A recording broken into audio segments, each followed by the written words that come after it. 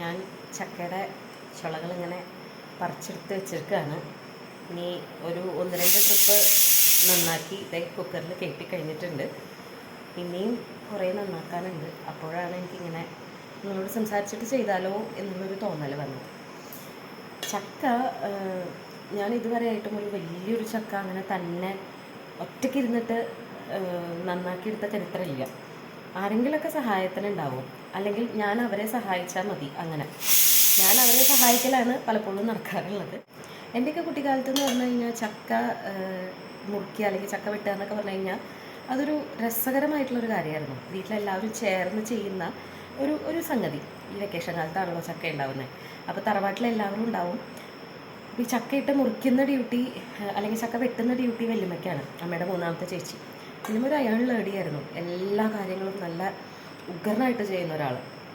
ഒറ്റ വെട്ടിനൊക്കെ ഒരു ചക്ക പൊളിക്കുന്നത് നോക്കി വായ വെച്ച് നിന്നിട്ടുണ്ട് സത്യം പറഞ്ഞാൽ ഞാനൊക്കെ. പക്ഷെ ഒരിക്കലും ഞങ്ങൾ കുട്ടികൾക്ക് ഇത്ര ഭംഗിയുള്ള ചുളയായിട്ടൊന്നും കിട്ടിയിട്ടില്ല. ഞങ്ങൾ ഈ വെട്ടി ചെറിയ കഷ്ണങ്ങളാക്കും.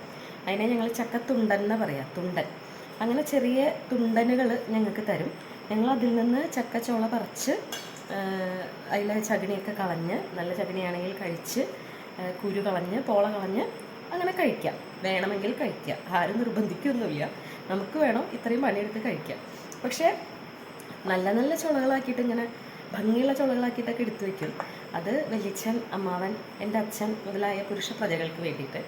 അപ്പോൾ അവർ വരുന്നത് വരെ കാത്തു നിന്നാൽ നമുക്ക് സുഖമായിട്ട് അവരുടെ കൂടെ കഴിക്കാം.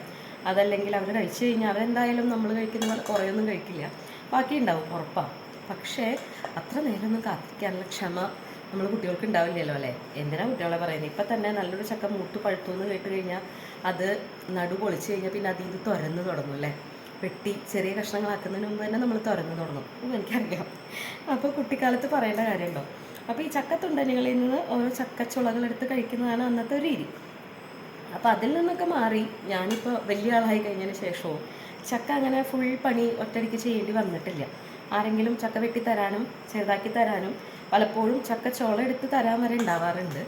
പക്ഷെ ഇന്ന് ആരും ഉണ്ടായില്ല. അതുകൊണ്ട് ഞാൻ തന്നെ പുറപ്പെടുക ചെയ്തത്. ഒരു വലിയ ചക്കയായിരുന്നു. പഴുത്ത ചക്ക ആയതുകൊണ്ട് മുറിക്കാൻ എളുപ്പമുണ്ടായി. ഞാൻ ഇതുവരെ ഒരു പച്ച ചക്ക വെട്ടിയിട്ടില്ല. അത് വെട്ടാത്തതെന്ന് വെച്ചാൽ എന്നെ കൊണ്ട് കഴിയാത്തത് കൊണ്ടാണ് വെട്ടാത്തത്. പച്ച ചക്ക ഞാൻ വെട്ടി കഴിഞ്ഞാൽ എന്തുണ്ടാവും വെച്ചാൽ ഈ മണിച്ചിത്രത്താഴിൽ അവസാനം ശോഭന ചെയ്യുന്നില്ലേ, ഒരു വെട്ട്, 2 വെട്ട്, 3 വെട്ട് ആ ഡമ്മിക്ക് ഇട്ടിട്ട്, അതുപോലെ അവൻ്റെ ചക്കയുടെ അവസ്ഥ. ഒന്ന് കാലിന് വെട്ടും, ഒന്ന് തലയ്ക്ക് വെട്ടും, ഒന്ന് നടുവിൽ വെട്ടും. ചക്കയ്ക്ക് തന്നെ തോന്നും എന്തിനപ്പോൾ ഞാൻ പ്ലാവുമെന്ന് ഇറങ്ങിപ്പോകുന്നതെന്ന്.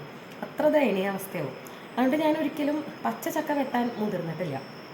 അതാരെങ്കിലും വെട്ടിത്തരും. അവർ വെട്ടുന്നത് കാണാൻ നല്ല ഭംഗിയാണ് കേട്ടോ. ഇവിടെയൊക്കെ വരുന്ന ചേച്ചിമാർ അവർ കാലിൻ്റെ ഇടയിൽ അതങ്ങനെ വെച്ചിട്ട് വലിയ അരിവാളൊക്കെ എടുത്ത്, അല്ലെങ്കിൽ വെട്ടുകത്തി, വാക്കത്തിയൊക്കെ എടുത്തിട്ട് അത് നല്ല ഭംഗിയായിട്ട് മുറിക്കുന്നത് കണ്ട കൊത്തിയോ.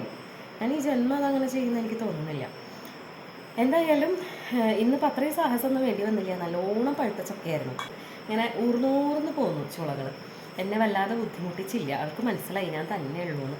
അതുകൊണ്ട് ഒരുപാട് ബുദ്ധിമുട്ടിക്കാതെ ചക്കച്ചോള പറിക്കാൻ പറ്റി. പക്ഷേ ഇനിയുള്ള കാര്യം എളുപ്പമല്ല. അതായത് ഇത് മുഴുവൻ ഇപ്പം ഞാൻ പറഞ്ഞില്ലേ 2-3 ട്രിപ്പ് കഴിഞ്ഞു. ഇനി ഇരിക്കണ ഒരു 3-4 ട്രിപ്പിനുള്ള ചക്കച്ചോളകൾ ഇനിയുണ്ട്. ഇത് മുഴുവൻ നുറുക്കി വേവിച്ച് ഊറ്റി മിക്സിയിലിട്ട് അരച്ച് ചൂടാറ്റി അത് ഫ്രിഡ്ജിലെടുത്ത് വെച്ചാലേ എനിക്ക് ഇന്നത്തെ രാത്രി സമാധാനത്തോടെ ഉറങ്ങാൻ പറ്റുള്ളൂ. കാരണം ചൂട് കാലമാണ്. ഇത്രയും പണി കഴിഞ്ഞ് അത് പുറത്ത് വെച്ച് പോയാൽ രാവിലെ ആകുമ്പോഴേക്കും എങ്ങാനും ചീത്തയായാൽ പിന്നെ നമ്മുടെ ഒരു അവസ്ഥ, മാനസിക അവസ്ഥ എത്ര മോശമായിരിക്കുന്നത് പറയേണ്ട കാര്യമില്ലല്ലോ. അത് അടുക്കളയിൽ ഈ പണികളൊക്കെ ചെയ്യുന്ന എല്ലാവർക്കും മനസ്സിലായിട്ടുണ്ടാകുമെന്ന് വിചാരിക്കുന്നു.